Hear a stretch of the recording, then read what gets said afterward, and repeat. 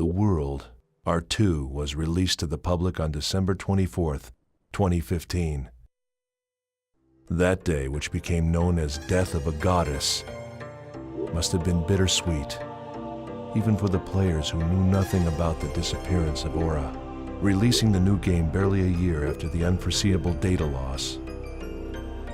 CC Corp surprised even me with their speed.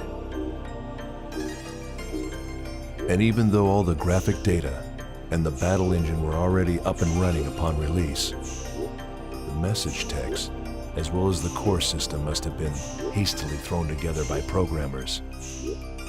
They couldn't have had time to properly debug. As a result, R2 was plagued by constant bug issues since day one, and the game had to be repaired and refined through regular maintenance. The majority of the Epitaph users had been lost. The only Epitaph user left to CC Corp was the propagation. It should have been carefully stored by the security administrators who took over the now-defunct Project GU. However, the Avenger, the Epitaph user I removed to prevent Amagi's experiment, was still being kept in my computer. Eventually, CC Corp will become aware of the existence of Tarvos, which contains a piece of the Morgana factor, and that I have it. I'll have to come up with some countermeasures. When the RA program failed, the other 6 pieces of the Morgana factor, having been separated from their Epitaph users, were once again lost in the network's ocean of data.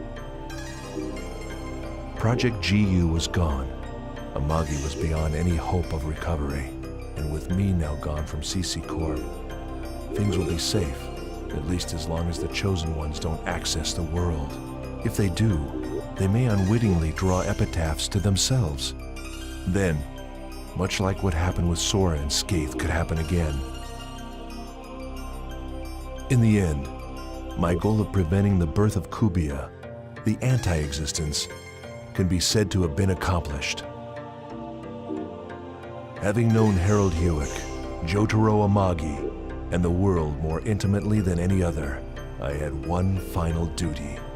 I had to keep the Epitaph user, Tarvos, safely hidden away. I had to prevent those outside CC Corp from learning about the power of the Morgana factor. However, things had taken a turn for the worse. Ovon. He is the Epitaph user of the Rebirth. Ovon has already started to act. He's assembled a guild. His members include Sagi Saka, Biset, Godo, and finally Shino. The name of the guild is Twilight Brigade. Does he know about Harold Hewick and the Epitaph of Twilight? Where did he learn about it? Does he also know about Morgana and the ultimate AI, Aura? I have confirmed that Ovon's left arm contains indecipherable data. What on earth is it? He has an almost incalculable amount of data capacity within him. Please stop, Ovon. I'm begging you. Everything is Ovon's doing. I repeat, everything is in Ovon's hands.